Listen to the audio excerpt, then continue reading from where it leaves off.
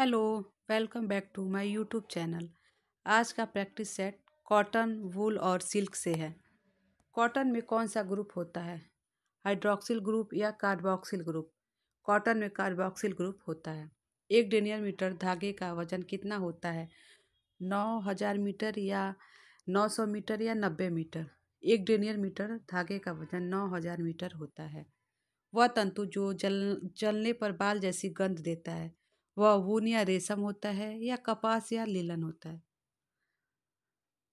जो जलने पर बाल जैसी गंध देता है वह ऊन और रेशम होता है। वस्त्र की पहचान का सबसे महत्वपूर्ण परीक्षण दहन परीक्षण होता है या माइक्रोस्कोप परीक्षण? वस्त्र की पहचान का सबसे महत्वपूर्ण परीक्षण माइक्रोस्कोप परीक्षण होता है। वेलुर क्या होता है? वेलुर रुई का गद्दा होता है या रुई का छोटा मोटा ढेर होता है या रुई का छोटा मोटा ढेर होता है? वस्त्रों का मूल सिद्धांत क्या होता है? फैशन, रक्षा या विलासिता? यह रक्षा होता है। लंबे तंतु को क्या कहते हैं? स्टेपल या फिलामेंट? लंबे तंतु को फिलामेंट कहते हैं। स्टेपल छोटे तंतु को बोलते हैं। धागे की सूक्ष्मता किस पर आधारित होती है? धागे की लंबाई पे या धागे के वजन पे? धागे की सूक्ष्मता धागे के वजन पर निर्भर होती है। मोटाई बरकरार रखने की सूत की क्षमता क्या कहलाती है? लचीलापन या लॉफ्ट कहलाती है। कॉटन शब्द अरबी के क्यूटम या कोटोन से लिया गया है, जिसका अर्थ होता है एक बीजी पौधा या एक वनस्पति पौधा या जीते हुए प्रदेश में पाया गया पौधा। यह जीते हुए प्रदेश में पाया गया पौधा होता है। सूक्ष्मदर्शी से देखने पर बल खाते फीते के समान कौन दिखाई देता है? ऊन, रेशम या कपास? तो बल खाते फीते के समान कपास दिखाई देता है। ऊन के धागों की मोटाई एवं बारीकी को क्या कहते हैं? डेनियर या काउंट्स? ऊन की मोटाई व बारीकी को काउंट्स कहते हैं। जीवित भेड़ से क्या प्राप्त होता है? फेल्ट या फ्लीस? तो जीवित भेड़ से फ्लीस प्राप्त होता है। ऊन की तीसरी परत को क्या कहते हैं? क्यूटिकल, कॉर्टेक्स या मेड्यूला? तो ऊन की तीसरी परत को मेड्यूला कहते हैं और पहली परत को क्यूटिकल, दूसरी को कॉर्टेक्स और तीसरी को मेड्यूला।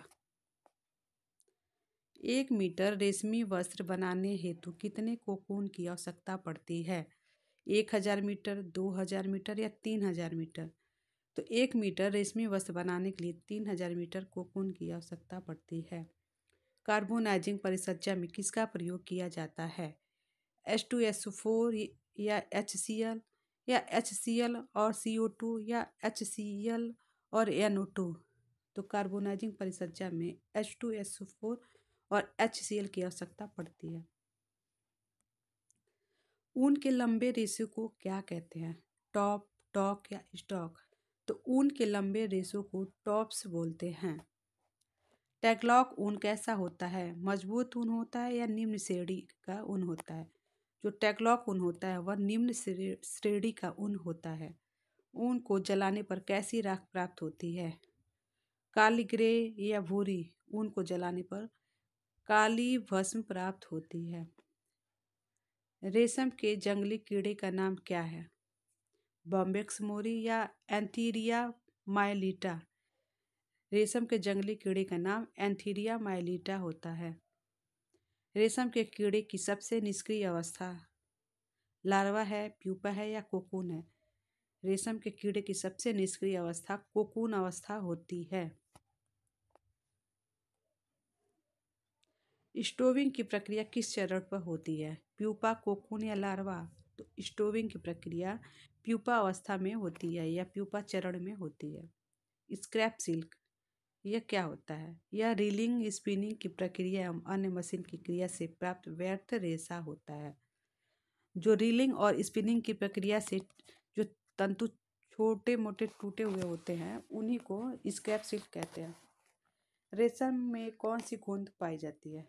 फाइब्रिनोजन या सेरिसिन? तो रेशम में सेरिसिन गोंद पाई जाती है और जो रेशम की प्रोटीन होती है वह फाइब्रिनोजन प्रोटीन होती है। रेशम की प्रोटीन को फाइब्रिनोजन बोलते हैं और रेशम की गूंद को सेरीसीन बोलते हैं।